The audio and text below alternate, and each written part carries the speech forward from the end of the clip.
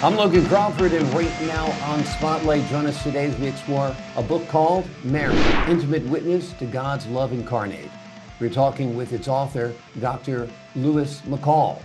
Drawing upon his rich background in academia, diplomacy, and ministry, Dr. McCall presents a compelling memoir-style narrative about Mary, the mother of Jesus, tracing her journey from a peasant teenager to a revered figure in Christianity.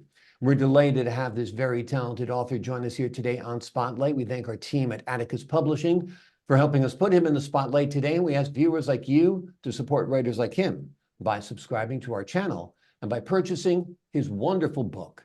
The links are below the interview. Doctor, thank you so much for joining us here today on Spotlight. Thank you for having me, Logan. Happy to be here. Pleasure to have you on the show. I understand you've just returned from the Middle East, Egypt and Jordan, and pertaining to your book. Tell us a little bit about that journey.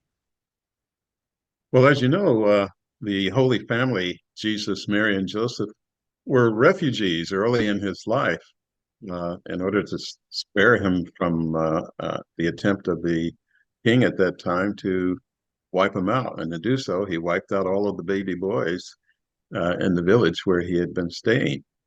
So the Coptic Christians, and they're about 10% of the population of Egypt, which is the world's largest Arab-speaking country, believe that there are several sites that the Holy Family stayed in at least part of the time while they were refugees.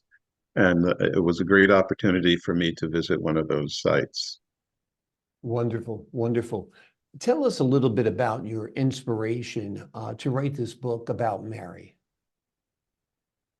Well, Logan, there are very few books written about Mary, surprisingly.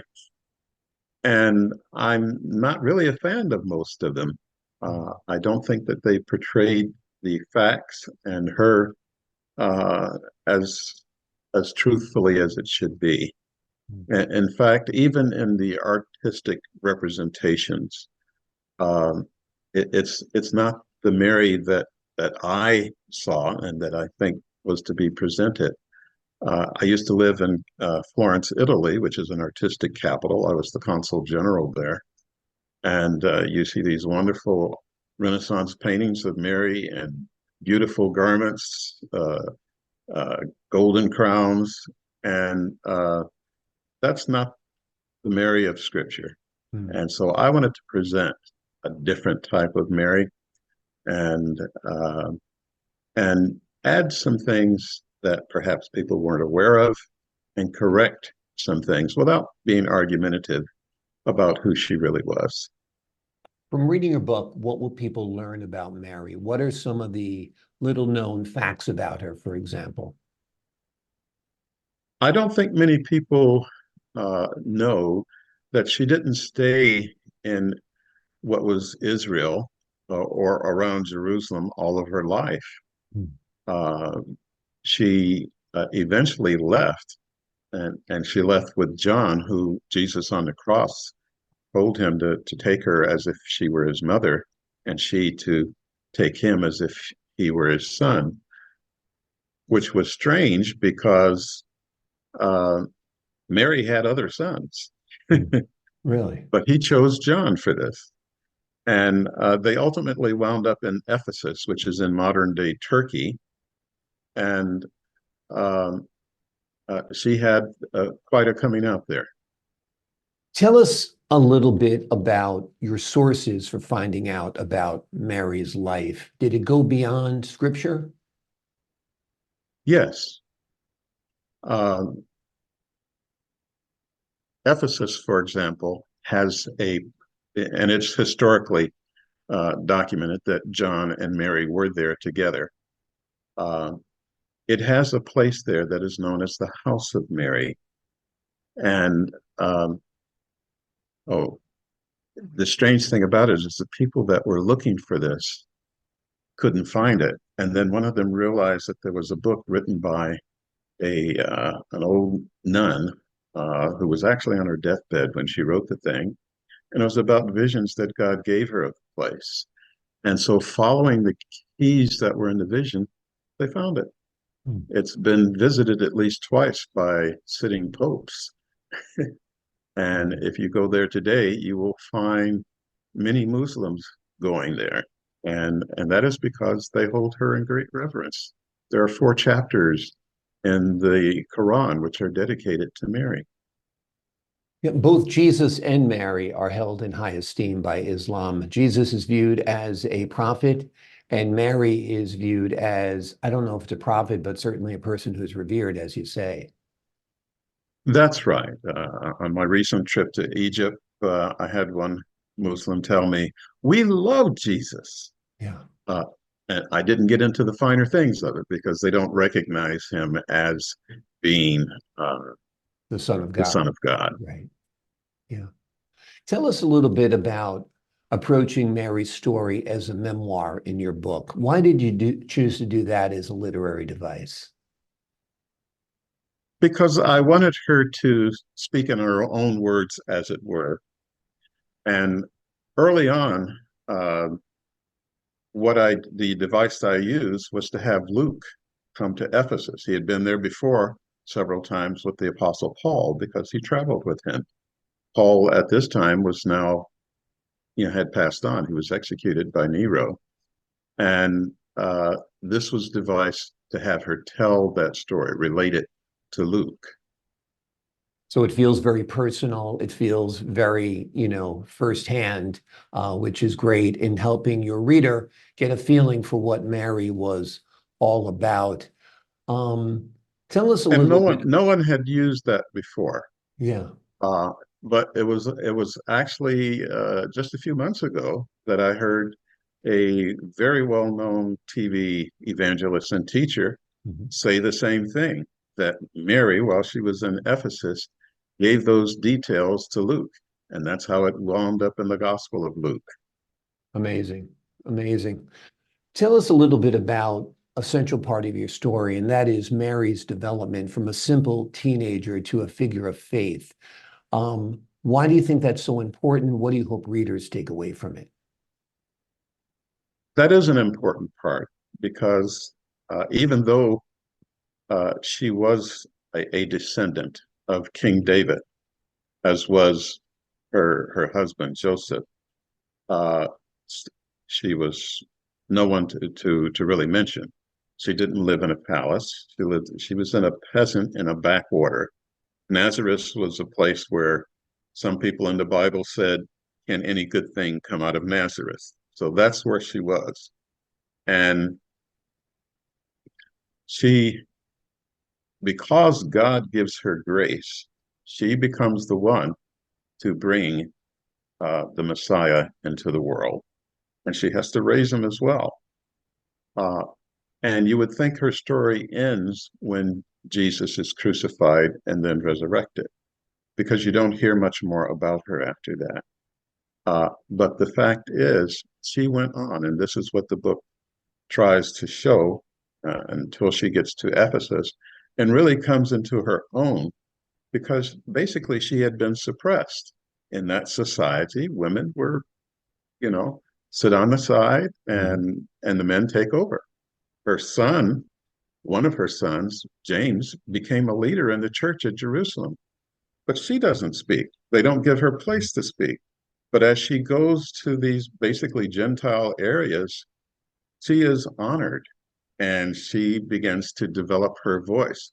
She sees other women who are speaking and who are honored.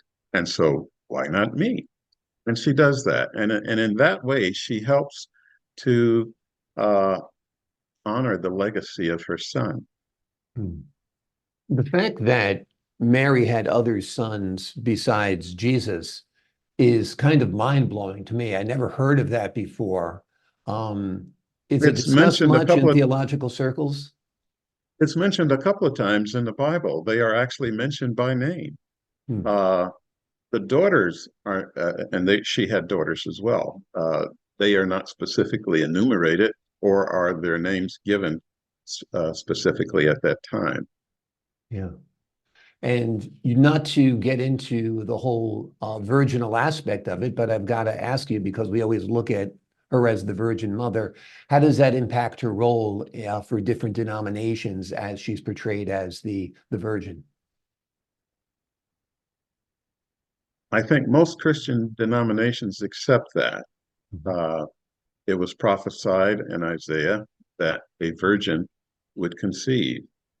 Um, and without that, you would be having one of the great prophecies not being fulfilled. Jesus, part of his role was to fill these prophecies. And when he resurrected and spoke to a couple of people that were on the road to Emmaus, he related to them these scriptures, and their minds were kind of opened by that. And so when he finally opened their eyes so that they realized who he was, and then he disappeared out of their presence, they ran back to Jerusalem to tell the apostles and everyone else about what they had experienced. Tell us a little bit about how your personal faith journey and encounters with people such as Saint Mother Teresa have shaped your understanding and portrayal of Mary in the book. I can't claim that I was a close friend of Saint Mother Teresa, but I was certainly an acquaintance, and I helped her with some things while I lived in India. But there are other women that have been important in my life, and I felt that they needed to be honored, just as Mary, as a woman, needs to be honored. I just don't take it to an extreme. By an extreme, I say that some people seem to think that Mary is like the fourth person of the Godhead Trinity, and that is not the case at all. She's a person, but she's unique. So we honor her for that. We honor her for her faith, her obedience, because she did a tough thing and submitting to what the angel brought to her.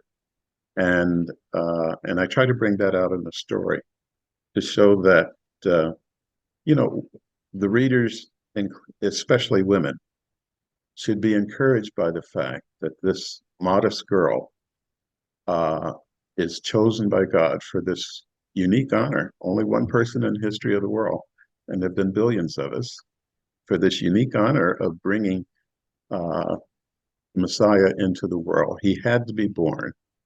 There were theophanies, as they're called, in the Bible, which were basically appearances of God. It was Jesus really coming as a man, but he wasn't born. He was coming as a spirit being who was making himself appear to be a regular human being.